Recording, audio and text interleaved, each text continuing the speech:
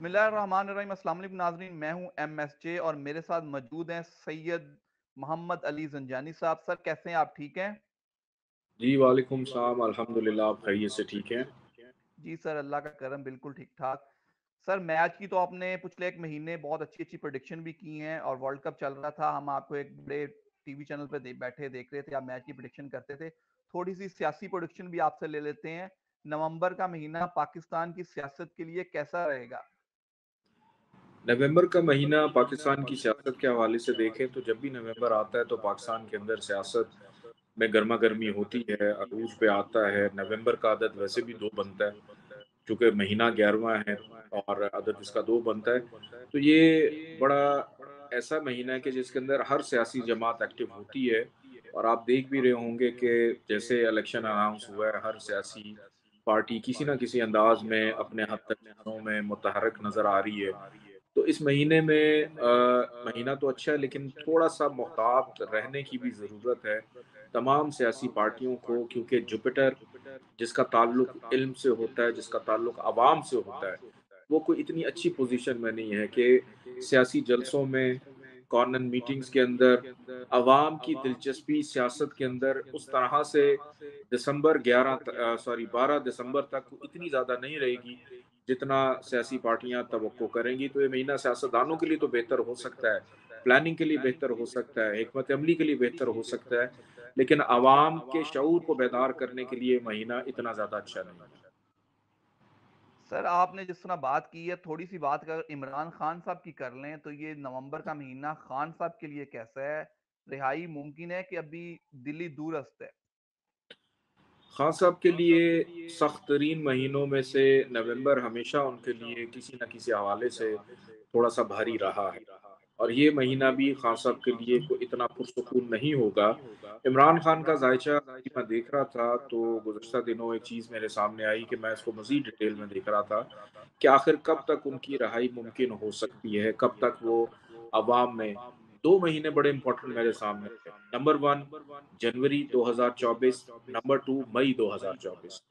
ये 2 महीने बड़े अहम हैं कि अगर खान साहब जनवरी में अवाम में नहीं आते तो फिर उम्मीद है कि मई 2024 के अंदर तो डेफ़िनेटली वो अवाम में नज़र आ रहे हैं कि उनकी सख्तियाँ कम हो जाएँगी, आज़ादी से के साथ वो अवाम के अंदर घुलते-मिलते हुए नज़र आ रहे हैं और अल्लाह करे खैर व आफ़ियत से ये इलेक्शन जो अनाउंस हुए हैं वो हो जाएँ।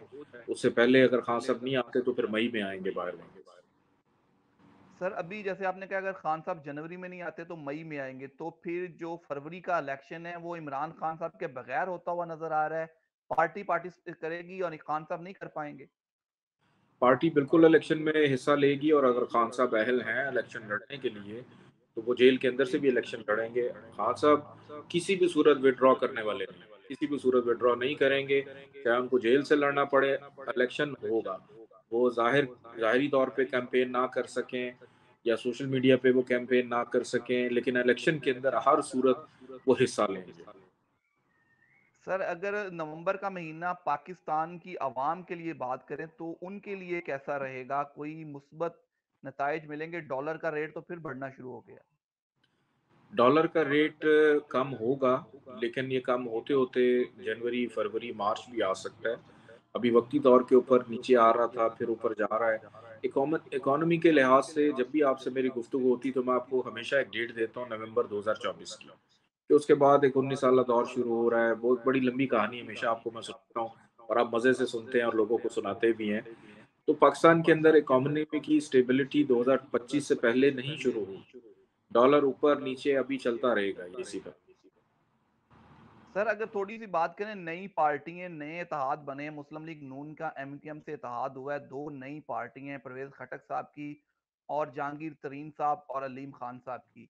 इनका क्या मुस्तकबिल देखते हैं? क्या पीपल्स पार्टी भी किसी जमात से इत्तेहाद करेगी? पीपल्स पार्टी कुछ पार्टीज़ के साथ बिल्कुल इत्तेहाद करेगी।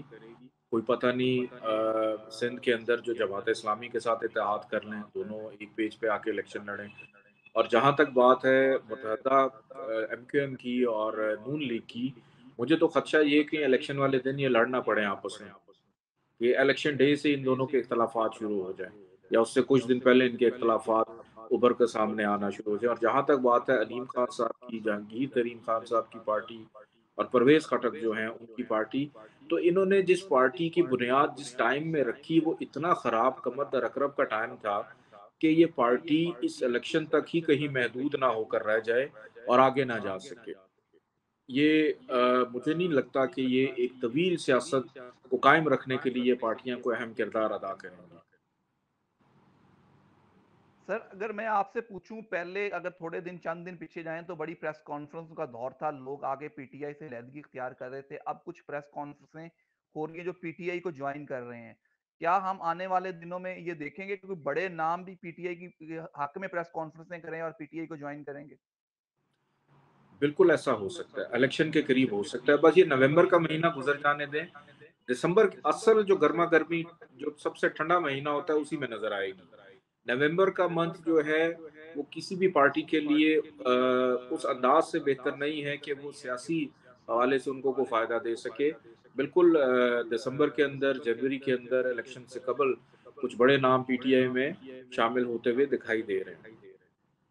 सर अगर हम थोड़ी सी बात करें इंटरनेशनल वर्ल्ड की, जो जंग लगी हुई है इसराइल और हमास की, फलस्तीनियों की, जिस तरह फलस्तीनियों का नस्ल कशी की जा रही है, ये जंग का मुस्तकबिल किस तरह देखते हैं? कितनी लंबी जंग आप इसको देखते हैं?